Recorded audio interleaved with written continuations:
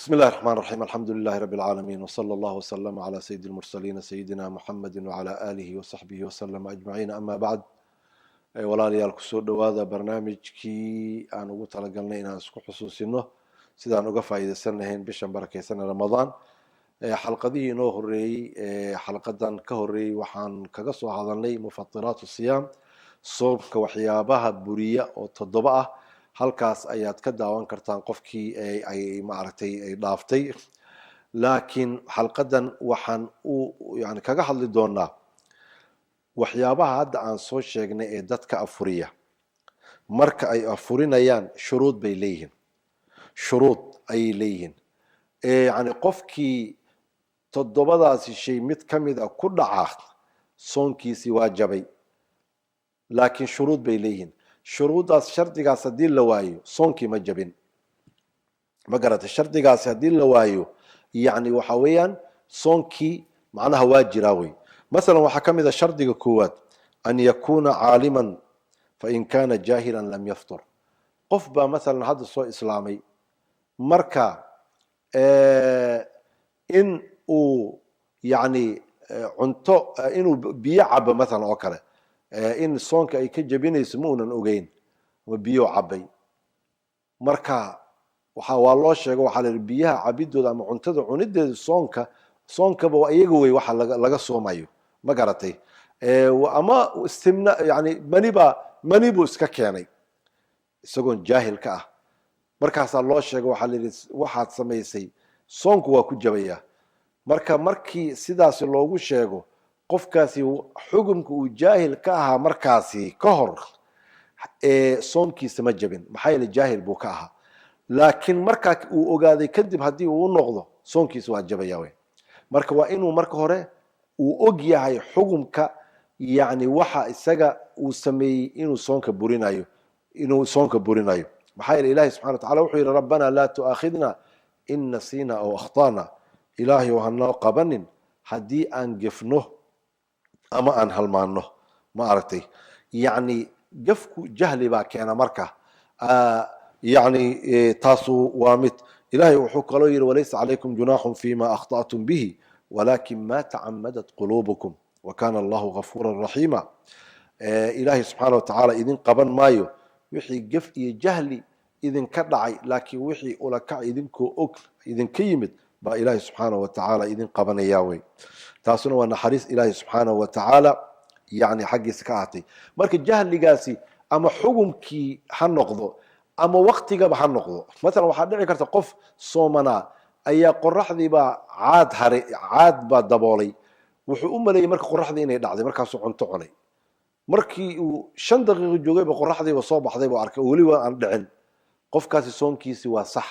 maxaa yeelay yani wuxuu u qaatay oo jaahil ka noqday waktigii oo uusan markaas haddoon saacad haysan waxaa laga yaaba inuu qaatay waktigii inuu yani dhammaaday oo qoraxdii yani dhacday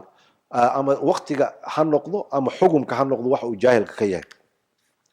tan labaad waxa weeye an yakuna dhaakiran waa inuu xasuusan yahay markuu cuntada cunayo ama cabayo ama galmada samaynayo waa inuu xasuusan yahay inuu sooman yahay laakiin haddii uu halmaan darteed uu yeelo qofkaasi soonkii kama jabin abu hurayra xadiis uu warinayo wuxuu leeyahay man nasiya wahuwa saa'imun faakala washariba falyutima sawmah fainama acamahu allah wasaqah xadiiskaasina imaam bukhaari iyo muslim labaduba waa soo saareen qofkii cunto cuna ama caba isagoo sooman yani soonkiisa ha dhammaystiro ilaahay baa quudiyey soonkiisana waa u jiraa wey marka qofkaas isagana waa inuu dhaakir yahay oo uusan maasan naasi ahayn uusan yani hilmaansanayn tan saddexaad waxa weeye an yakuna mukhtaaran in uu isagu yahay qofka doortay oo yani ku talagalay ee uusan ahayn qof lagu khasbay laakiin qof awood loo sheegtay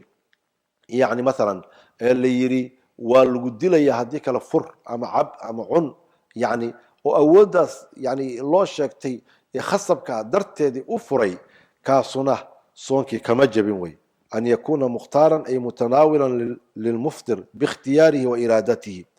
maxaa yeelay fain kana mukrahan fasiyaamuhu saxiix buu yidhi sheekh maxamed salim ibn cuthaymiin wuxuuna u daliishaday آيدي أهيد من كفر بالله من بعد إيمانه إلا من أكره وقلبه مطمئن بالإيمان ولكن من شرح بالكفر صدرا فعليهم غضب من الله ولهم عذاب عظيم. قفك هذه كلمات قال كل واق ليرادو او كل واقو iyadoo markaa ama waa lagu dilayaa qalbigiisana uusan yani jirin gaalnimo qalbigana uu ka nacayo qofkaas ee ku gaaloobi maayo sidoo kale tii sidii ay la mid tahay maadaama yani la khasbay yani qofkaasi yani waxay noqonaysaa in uusan ma aragtay soonkiisa uu sax yahay waxaa la mid ah haddii ninkii ragga ah haweenaydiisii iyadoon ogolayn uu si xooga uu ma aragtay wax uga dhamaysto oo ku maqooniyo oo ku khasbo yani iyada soonkeedu waxba yani yeeli maayo laakiin isaga soonkiina ka jabay kafaarana laga rabaa way ma garatay يعني صون كذيدا صاحبه وياي مركز الشيخ محمد صالح بن عثيمين وسدح ذا الشرطي أيو كسر ريبي يعني قفكي لجهله إنه صونكي صحيح وحنا لسدح ذا أولا أن يكون عالما إنه أوجه حكم كشيئا أما وقتها يوحي لمده إنه أقون أوليه وحن إنه يحكي وحي صونك بورين أي طلبات إنه سنحل مع سنين أو يسقوا خصوصا وسميه تنسدحات in isaga ikhtiyaarkiisa oo aan lagu khasbin cidina aan maqoonin uu markaasi sidaasi uu yeelo marka saddexdaasi shardi hadii la helo qofka soonkiisi wali waa u jira hada billahi tawfiiq. Assalamu alaykum wa rahmatullahi wa barakatuh.